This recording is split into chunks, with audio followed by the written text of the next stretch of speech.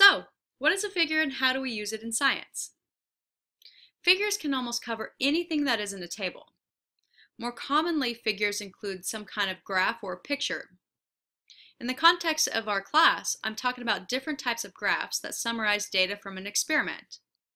The most common types of figures that are used in our class include line and bar graphs. Scientists use graphs to reveal trends within their data. You essentially want to highlight that trend in your figure. So what makes a good figure and how can you accomplish this? My general rule is to keep it simple. Make sure that abbreviations or symbols are explained in a legend. Make sure the X and the Y axis are properly labeled. A title does not hurt either, but it's not always necessary. This allows the reader to easily follow along and not get bogged down with unnecessary data. The best way I can teach you what makes a good figure is by looking at a few different types of figures and pointing out good parts of them and also things that you want to try to avoid. So our first example is a bar graph that shows the concentration of protein X before and after drug treatment. One of the first things that I notice about this graph is that it is simple and includes only two groups. The X and the Y axes are labeled, and it also includes a legend for the figure. So what do you need to include on your X and your Y axes? Obviously, you need to tell the reader what you're actually measuring. And don't forget to include units. So in this case, on the y-axis, this is concentration of protein X, and it gives you the units used, which is milligrams per kilogram. On the x-axis, it gives you the doses of drugs that are used. Now the graph itself shows different levels of protein X before and after. You know the before and after because of the legend. The blue bars represent the before group, and the red bars represent the after group. Let's look at another example. Our next example is a line graph. This figure doesn't have a title, but not all figures need a title. So let's look at the other parts and determine whether or not this would be appropriate. So in this, the X and the Y axis are labeled again, and you also have a legend. Notice that it is not on the side of the graph, but it is below, and that's okay. So on the y-axis, we have average proportion of worms in each region of bacteria. Okay, so you look at the units, and that seems to be appropriate since you're measuring proportions. On the x-axis, you have time, and it's given and the units are given in hours. You know what each line represents because of the legend that's below, E. coli versus B. cepacia. Again, this is a simple figure where you're not getting bogged down with unnecessary data.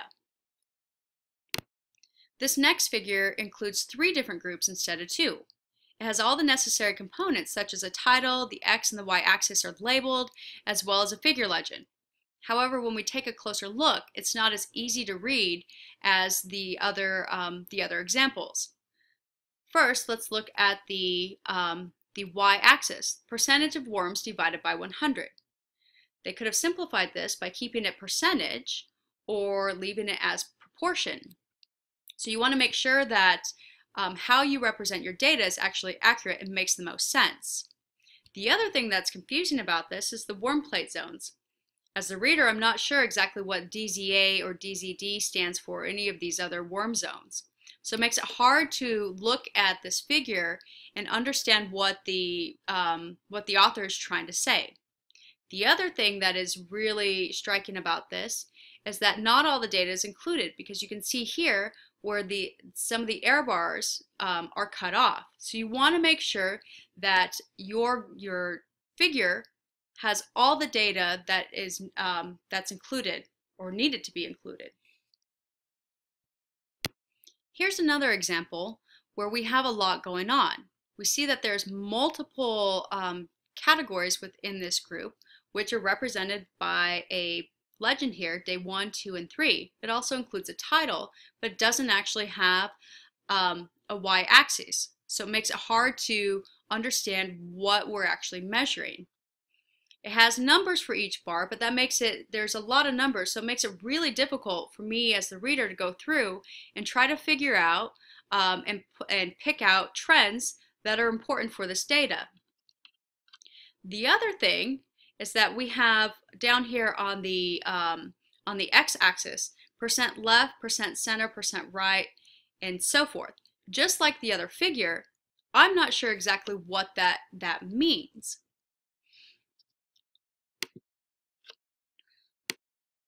So there's a lot going on in this figure, and it could be simplified. One of the things they could have done, knowing a little more about this figure, is that they included a lot of their controlled data. So instead of including everything, they could have simplified it to just show one or two different groups that actually represent, again, you want to make sure that you represent and reveal trends within your data. You want to highlight those. So what you want to try to avoid is including all your data on one graph. Sometimes it's just too much, and what you're trying to actually show gets lost.